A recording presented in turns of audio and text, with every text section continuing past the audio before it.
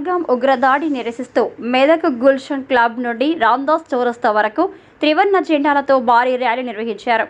ఈ తిరంగ ర్యాలీలో మెదక్ ఎంపీ రఘునందన్ రావు ఎమ్మెల్సీలు పాల్గొన్నారు.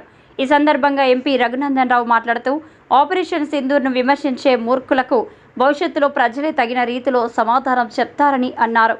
ఉగ్రదాడిలో మానవత్వం మరచి భర్తలను చంపి భార్యల నుదుట సింధూరాన్ని తుడిచిన ముష్కరులకు నరేంద్ర మోడీ ఇచ్చిన సమాధానమే ఆపరేషన్ సింధూర్ అన్నారు. బొట్టును కూడా బీజేపీ రాజకీయానికి వాడుకుంటుందని కొంతమంది పలు మీడియా సంస్థల ముందుకు వెళ్లి మాట్లాడే వారికి ఆపరేషన్ సింధూర్ గుణపాఠం అన్నారు. మన హైదరాబాద్లో తయారైన అనేక ఆయుధాలకు కొంతమంది శాస్త్రవేత్తలు మేధస్సులు జోడించడంతో జై జవాన్ అంటే జై విజ్ఞాన్ అనే ఒక కొత్త నినాదం వచ్చిందన్నారు. భారతదేశం ఎవరి మీద ఆధారపడకుండా స్వశక్తితో ప్రపంచానికి మన సైతం సత్తా ఏంటో చూపించిందన్నారు. ఈ కార్యక్రమంలో బీజేపీ జిల్లా అధ్యక్షుడు బాల్దాస్ రాధా మల్లేష్ గౌడ్, మాజీ జిల్లా అధ్యక్షుడు గడ్డం శ్రీనివాస్, మెదక్ పట్టణ అధ్యక్షుడు నాయుడు ప్రసాద్, సుభాష్ గౌడ్, మురళీ యాదవ్, రాగి రాములు, ఎంఎల్ఎన్ రెడ్డి, చిన్న రమేష్ గౌడ్, రంజిత్ రెడ్డి, రామ్ చరణ్ యాదవ్, పంచా విజయ్ కుమార్, సంతోష్, కవితారెడ్డి, బెండ వీణ, రాజేందర్, రఘువీర, రామరెడ్డి, గడ్డం కాశీనాథ్, సత్యనారాయణ, సతీష్ పాల్గొన్నారు. ఈ దేశంలో ఉండాలంటే ఈ దేశంలో ఉండాలంటే ఈ దేశంలో ఉండాలంటే జై జవాన్, జై కిసాన్, జై జవాన్, జై కిసాన్, జై జవాన్, జై కిసాన్, భారత్ మాతా కీ జై. ఈ దేశంలో ఉండాలంటే జై జవాన్, జై కిసాన్, జై జవాన్, జై కిసాన్, జై జవాన్, జై కిసాన్, భారత్ మాతా కీ జై. భారత్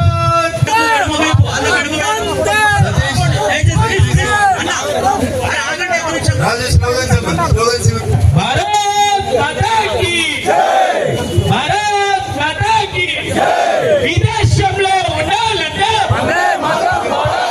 విదేశంలో తీవ్ర దిగ్భ్రాంతికి ఆశ్చర్యానికి గురి కావడం జరిగింది.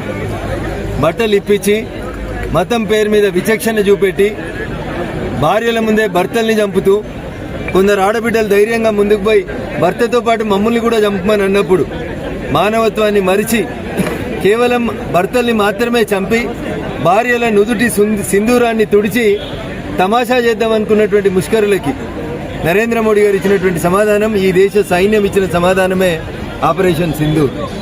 కొంతమంది కుక్కలు మొరుగుతూ ఉన్నారు. ఆపరేషన్ సింధూర్ అని ఎట్లా పెడతారు? బొట్టు పెట్టుకున్న వాళ్ళంతా బీజేపీ, బొట్టు పెట్టుకున్న వాళ్ళంతా బీజేపీ అవునా కాదనే తర్వాత మాట్లాడదాం. కానీ ఒక మంచి ఉద్దేశంతో పోయి మీ మోడీకి చెప్పుకోపోని ఎగతాళి చేసినప్పుడు మోడీ గారు ఇచ్చే సమాధానం ఎట్లుంటుంది అనేది శత్రు దేశానికి తెలవడం కోసం ఒక మంచి లక్ష్యంతో ఆపరేషన్ సింధూర్ అనే పేరు పెట్టడం జరిగింది. దాన్ని కూడా బొట్టును కూడా బీజేపీ రాజకీయాలకు వాడుకుంటుంది అనేటువంటి మూర్ఖులు అసలు ఈ గడ్డ మీద మీరు ఎట్లా పుట్టిరు అనేది జనాలకు కొంచెం డౌట్ వస్తూ ఉంది. కాబట్టి దయచేసి టీవీలకు వచ్చి మాట్లాడేటువంటి పెద్ద మనుషులకు నేను చేసేటువంటి అప్పీల్ ఒకటి, నిజంగా మీరు ఈ దేశం మీద పుట్టి ఈ దేశ గడ్డ మీద మీకు ప్రేమ ఉంటే వీలైతే ఈ ప్రభుత్వానికి సైన్యానికి సహకరించు. అంతేగాని కోడిగుడ్డు మీద ఈకలు వీకినట్టు భారత సైన్యం భారత ప్రధానమంత్రి తీసుకున్నటువంటి నిర్ణయాన్ని ప్రపంచమే ఆశ్చర్యపోయి చూస్తుంటే భారతదేశం దగ్గర ఇంత గొప్ప వెపన్స్ ఎక్కడికి వెళ్ళి వచ్చినాయి?